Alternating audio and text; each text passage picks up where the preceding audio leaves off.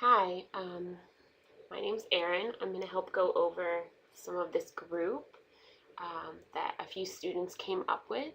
It's called Reframing Your Lens, and the students' names are Jessica Anderson, Jacqueline Buckholz, Dawn Heiderscheit, Nicole Mamula, and me, Erin Chabelle. The purpose of this group, it's designed to help individuals with post-traumatic stress disorder or PTSD. And we're helping to reacclimate to daily life through the use of photography. We hope that this group will increase community participation among members, help to decrease their avoidant behavior, and work to reduce their self-reported anxiety.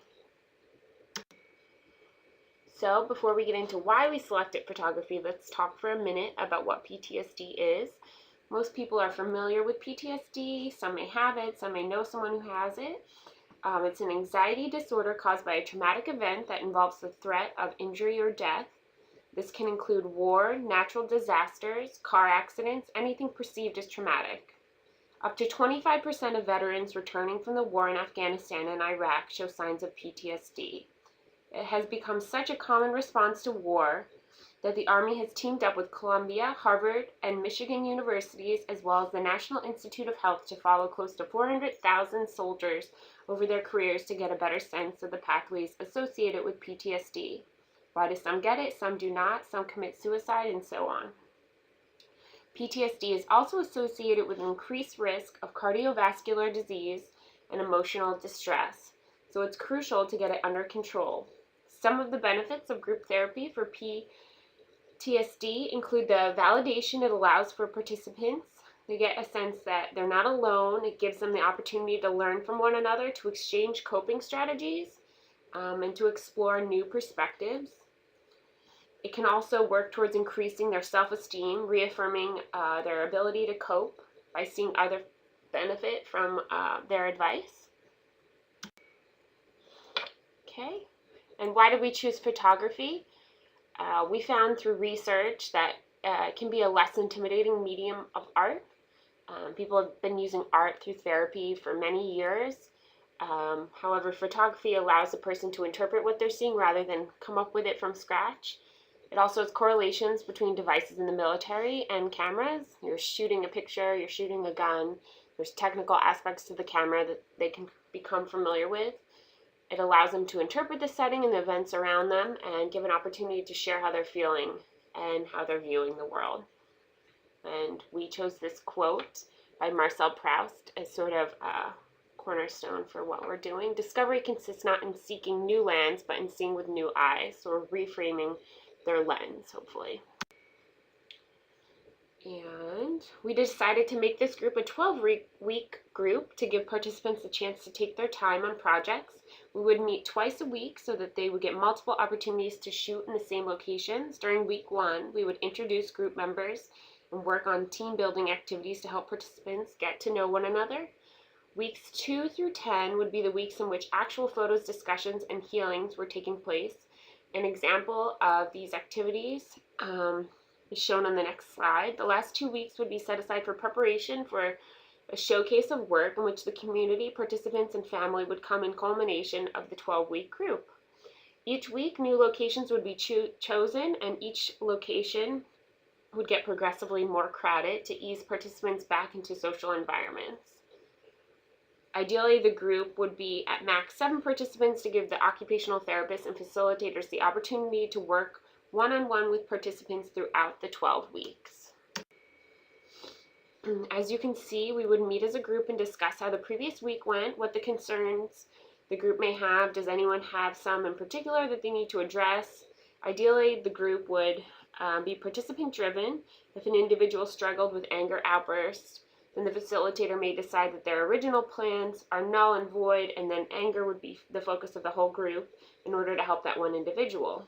Sticking with anger, the facilitator may ask participants to break apart in pairs, individuals, or even groups to take photos of things that are red, a color which is a trigger or stand for anger, as well as take photos of anything that makes them angry or causes them to think about their anger issue. After separating to take these photos, the group will rejoin and discuss their photos, successes, or even difficulties. Before the participants part ways, it is important for the facilitator to change the subject and discuss events that do not have anything to do with the group or PTSD. This is to ensure that the meeting does not trigger a PTSD event that keeps all the participants in the typical reality instead of their own reality. Activities like the photography group can cause those to reflect inward, as an extent can be dangerous to the individual if they're not able to have this activity at the end that helps them come back into the real world.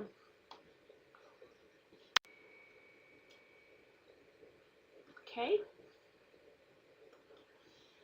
And the inclusion criteria that it's a military veteran, they have a diagnosis of PTSD for at least 6 months, they're male or female, they have access to transportation to the site, they've volunteered to be part of the group. The exclusion criteria includes that they don't have cognitive impairments unrelated to PTSD, extreme lability, risk of elopement, inability to stay with the group, just so that we can focus on the group members rather than keeping people contained in an area. They must be able to perform the demands of the group with minimal to no assistance, again, to focus on the group aspect rather than issues not relating to PTSD. Any unstable medical conditions such as hypertension or convulsion. The supplies and equipment needed are cameras, tripods, adaptive equipment, printers eventually to print out materials for the final show, and a space to meet in for the final show. Assessment tools. We would use observations of members' participation and engagement in the group. We would use pre and post interviews, baseline and post-group assessment of the symptoms using the PTSD checklist. It's a military version. It can be found with that link below. Okay. And the frame of references that we used for this particular group that guided us in choosing the activities and assessments and the outcomes we're hoping to achieve are the psychodynamic frame of reference, and it focuses on the development of ego skills, gaining insight, emotional and spiritual dimensions. Its postulates for change include bringing unresolved issues from the unconscious to the conscious mind so they can be verbalized and shared, and it uses occupational therapy as a communication process. We also use the psychoeducational frame of reference, and it says that change and skills are achieved through knowledge and experiential psycho-emotional learning. It also includes things like a homogeneous group enhances identifying with and learning from other group members, and its goals are to develop new skills such as relationship skills, assertiveness, or stress management. Okay, some of the questions we included for discussion following each photo shoot would be, what thoughts came up as you were shooting on your own? And this may trigger something that's a commonality among group members, and they can really dig deeper with this issue. Did you feel any anxiety at this location? Why did you feel the anxiety? Is it due to the amount of people, the noise? What exactly is the root of the anxiety? What did you see, if anything, that made you uncomfortable? What is more comforting to be behind a camera? Or is it more comforting to be behind a camera? Sorry. And some generalizing questions. What are similarities or areas of agreement that the members are expressing through their photos? And which locations did the members find most challenging? And some of the applications for this group, application questions that we discussed on the 11th or 12th week would, how did this experience help you to cope in the future? How can you use the skills learned in your everyday life? Without a camera in hand, how can you reframe how you view an anxiety-producing situation? Okay, this is just a photographer, Thomas Skinner, who's a veteran. He came back with PTSD after being in the war. He struggled to regain his life. Gradually, he learned that photography was a way for him to express himself. His website can be seen in the title. He photographs his trips and his PTSD dog. His PTSD dog is trained to recognize when his owner is about to have an attack. And their goal is to warn their owner that this is happening and hopefully keep them from having some sort of anxiety attack. If you want to know more about Thomas Skinner, he explains his PTSD dog, how he obtained one, and what their training entails. And it's pretty interesting.